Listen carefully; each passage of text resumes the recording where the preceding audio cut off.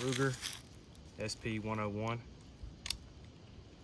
Going to test it out first with this, the 357 Magnum. Then I'm gonna try Tula steel cased out of it, and then 130 grain white box.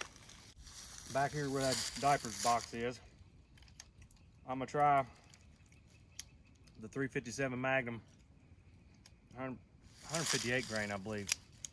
At my high speed target over here I've made. Just get the jitters out, see where the point of impact is. I'm gonna do single action first. Aiming directly in the middle.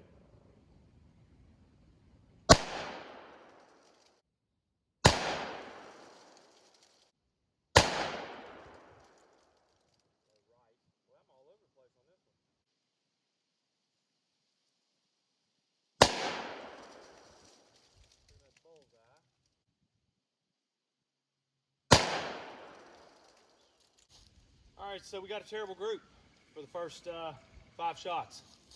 It'll be a great day. This terrible group isn't the gun, it's me. So now we're gonna try double action. It's probably gonna be even worse. I'm gonna do the pumpkin on a post method. It's in the manual.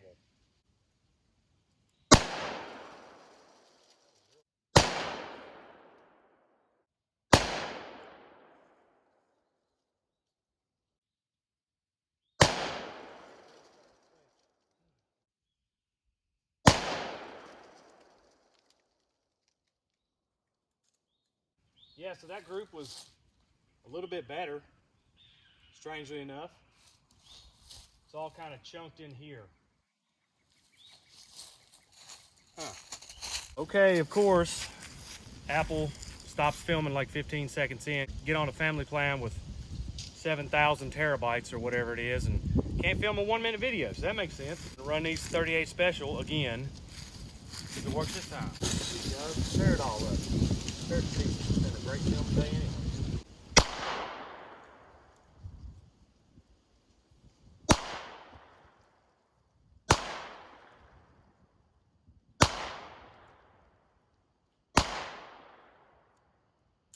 Okay, so the grouping still seems to be around this area. I'm aiming the bottom of the black circle. At 7 yards, I think it's negligible, but the difference is going to be negligible between the 357 and the 38 special. You really probably see those differences farther away. But the recoil is a lot better. Right, now that I know where the thing sort of impacts at this distance, I'm gonna shoot the steel. Got 4 in here. I have a speed loader. This is all loaded with 357. This probably ain't gonna go well because I'm not very good with these or this. So prepare for a lot of misses. It's just gonna happen, sorry. I probably need my timer.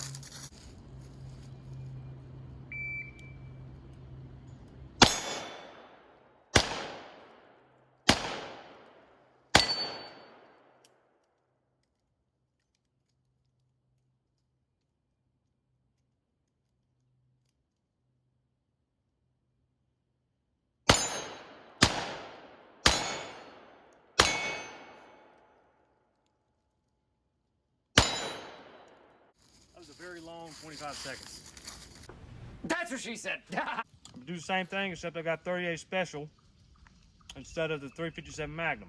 I gotta beat 25, 27. Probably just go just as bad.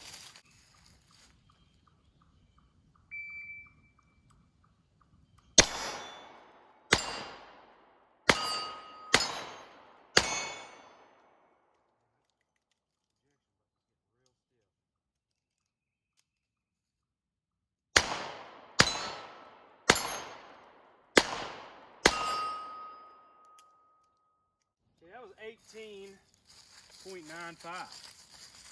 That was way better. It's the recoil. I've already noticed with this one, it's not necessarily the recoil handling it. It's not gonna fly out of your hand or anything. It's the nervous system flinch. I mean, it's the difference between like a high school pitcher throwing you a ball and a little league pitcher throwing you a ball. Those 38s, I didn't even have to have a full solid grip. And there's a lot going on in my little peanut brain because I'm with my support hand gripping and yet simultaneously pulling into me, and with my firing hand, I'm pushing. So there's a lot going on. That's why you saw some misses. And, you know, it'll suck. Okay, so this stuff is about as cheap as you can get. This is Tula, 38 special, 130 grain. The internets have said that it gunks your gun up pretty bad. It's real dirty. I don't know. I'll see today. And once these things get gunked up, it's harder to eject and load the 357. So we'll see. We'll see what happens. And I did notice with these speed loaders, come up, eject. I should have it about, honestly, I should put it like right here, at least somewhere in my peripheral, because if I have it down here, I notice I'm looking down and I'm not paying attention to the targets. So if you look down and your target's moved, which these aren't, they're stationary, but if it's a man or something like that, you look up, oh man, where'd they go? Oh, they're over here. Pop. I probably need to just get in the habit of using the speed loaders up here. So I'm gonna try that out.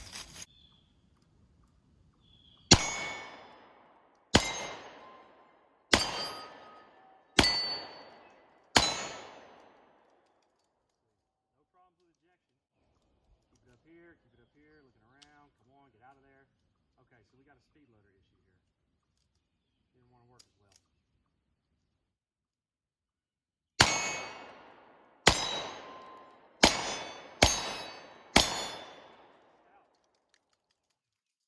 That last 5 saw me jamming on the ejection rod.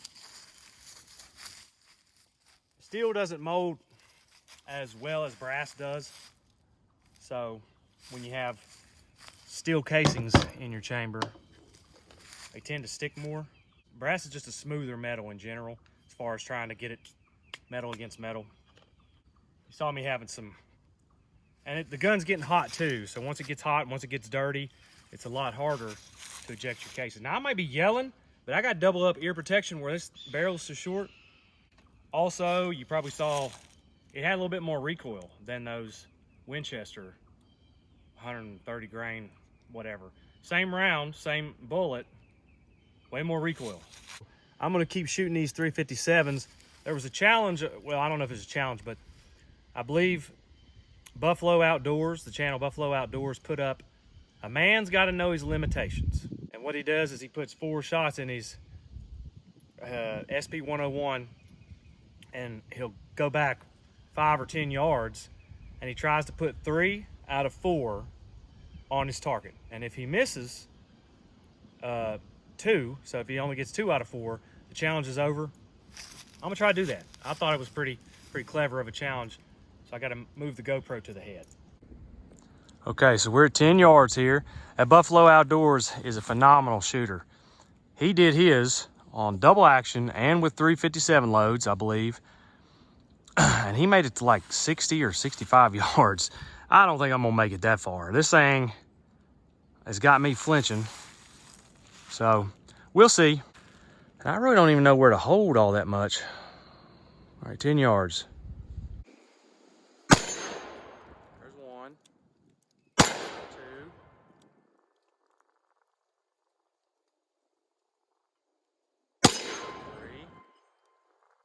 Shaking that plate. I don't even know if my plate and his plate's the same.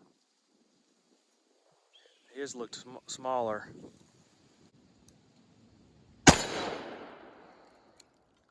4 out of 4. All right. 15 yards, according to the spotter scope.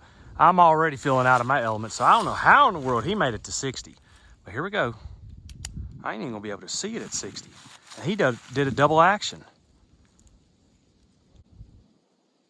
I think they're hitting the bottom of the plate. I'm not sure.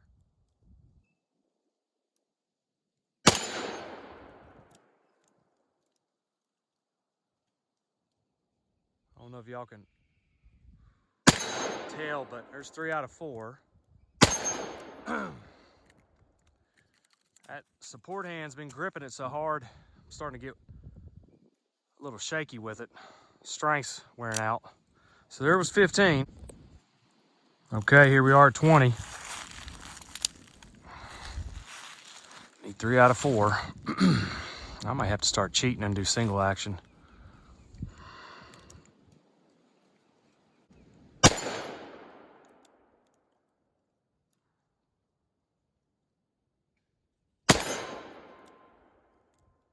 shoot the other target. They're the same distance, but this one's swinging.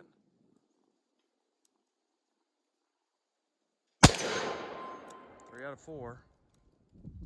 Oh, flinch. Woo! 4 out of 4. All right. 20. Okay, 25.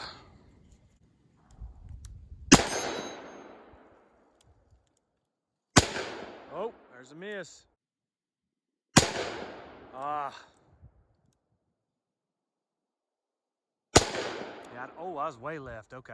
All right. Well, yeah, that's why he's a phenomenal shooter, because 20 yards is my limit with this little guy. All right, we're out here at 50, just for fun, to see if I can hit a man-sized target with single action. Probably not, but we'll see. All right. I honestly don't even know where to hold on this. I'm gonna hold right about where his neck is.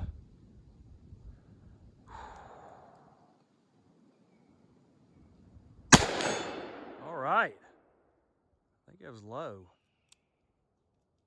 Single action's not too bad.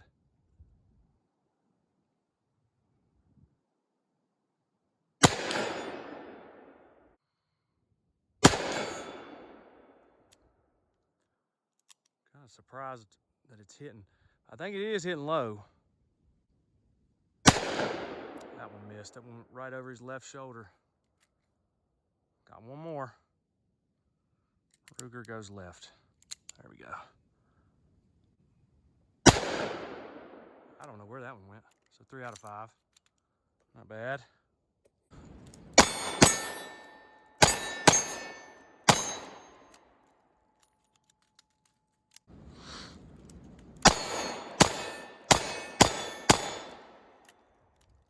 Yeah, look at them cases. So even with the Hogue grip on there, probably not gonna focus. Pretty good blister. 100 rounds. No malfunctions today.